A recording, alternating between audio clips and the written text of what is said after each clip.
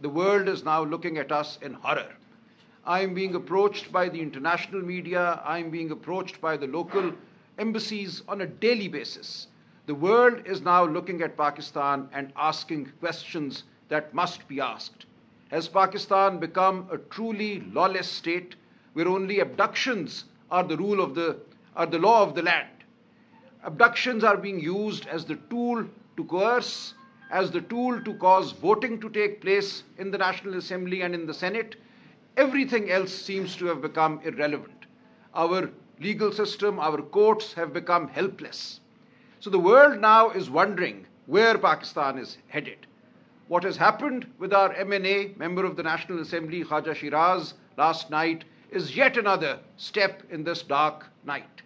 I want to assure my countrymen and I want to assure the world at large that we will not sit quietly. We will protest at every venue available to us. We will protest on the streets, we will protest in the courts, we will protest in parliament, we will raise our voices, we will not allow this nation and its people to be crushed in silence.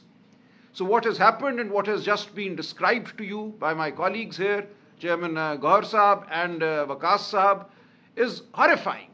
But this is not something which is exceptional. This is happening across the country, in particular in the province of Punjab, on a daily basis. Every day people are being picked up, they are being beaten up, and then when they are recovered after 3-4 weeks, false narratives are presented. Intezar Hussain, advocate, one of the key members of Mr. Imran Khan's legal team, was similarly abducted a month ago. After 25 days, when he was produced, a story was given that he had been abducted by some abductors for ransom, which is absolute nonsense. Not one penny was ever demanded from his family. And the state in which he has been given back to us is horrifying. He is unable to speak. He's only disclosed that over the 25-day period that he was in their custody, he was beaten up, he was tortured every single day. So this is what we have now come to. Pakistan is a state being run on the basis of abductions and torture.